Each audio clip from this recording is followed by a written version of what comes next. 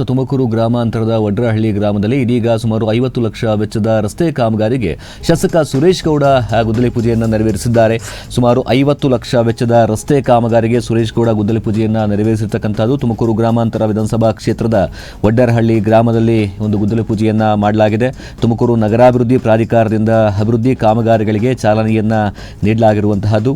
ಗಾರೆ ಶ್ರೀನಿವಾಸ್ ಮನೆಯಿಂದ ವಿಕೆಎನ್ ಮೂರ್ತಿ ಅವರ ಮನೆಯವರೆಗೂ ಕೂಡ ಸಿಸಿ ರಸ್ತೆ ಹಾಗೆ ಚರಂಡಿ ಕಾಮಗಾರಿಗೆ 25 ಲಕ್ಷ ವೆಚ್ಚದಲ್ಲಿ ಒಂದು ರಸ್ತೆ ಕಾಮಗಾರಿ ಮಾಡಲಾಗ್ತಾ ಇದೆ. ಅದೇ ರೀತಿಯಾಗಿ ಹೊನ್ನಗಂಗಯ್ಯನವರ ಮನೆಯಿಂದ ಬಡ್ಡಿಕುಮಾರ್ ಮನೆಯವರೆಗೂ ಕೂಡ ಸಿಸಿ ರಸ್ತೆ ಹಾಗೆ ಚರಂಡಿ ಅಭಿವೃದ್ಧಿ ಕಾಮಗಾರಿ ಸುಮಾರು 25 ಲಕ್ಷ ಅನುದಾನದಲ್ಲಿ ವೆಚ್ಚದಲ್ಲಿ ಒಂದು ಕಾಮಗಾರಿಯನ್ನು ಮಾಡಲಾಗ್ತಿರುವಂತಹದ್ದು.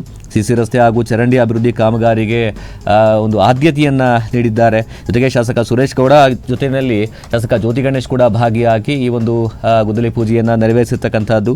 ರಾಜ್ಯ ಸರ್ಕಾರದಲ್ಲಿ ಹಣ ಇಲ್ಲ ಅಂತೇಳಿ ಮತ್ತೆ ಸುರೇಶ್ ಗೌಡ ವಾಗ್ದಾಳಿಯನ್ನು ಮಾಡಿದ್ದಾರೆ.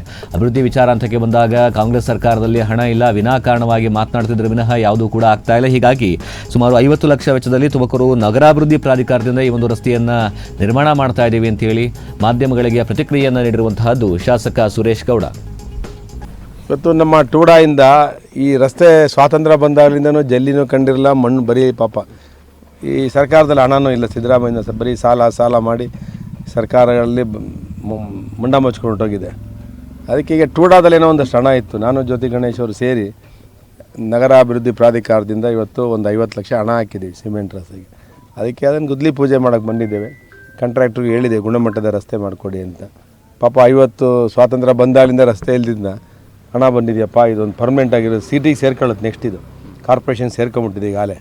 ಅದಕ್ಕೆ ಇದೊಂದು ಡೆವಲಪ್ ಮಾಡಬೇಕು ಅಂತೇಳಿ ಬಂದಿದೆ ಅಷ್ಟೇ. ಸಿದ್ದರಾಮಯ್ಯ ಇವತ್ತು ನಮ್ಮ ಟೂಡಾಯಿಂದ ಈ ರಸ್ತೆ ಸ್ವಾತಂತ್ರ್ಯ ಬಂದಾಗಲಿಂದನೂ ಜಲ್ಲಿನೂ ಕಂಡಿರಲ್ಲ, ಮಣ್ಣು ಬರೀ ಪಾಪ ಈ ಸರ್ಕಾರದಲ್ಲಿ ಹಣನೂ ಇಲ್ಲ. ಸಿದ್ದರಾಮಯ್ಯ ಬರೀ ಸಾಲ ಮಾಡಿ ಸರ್ಕಾರಗಳಲ್ಲಿ ಮುಂಡ ಮುಚ್ಕೊಂಡು ಹೊರಟೋಗಿದೆ.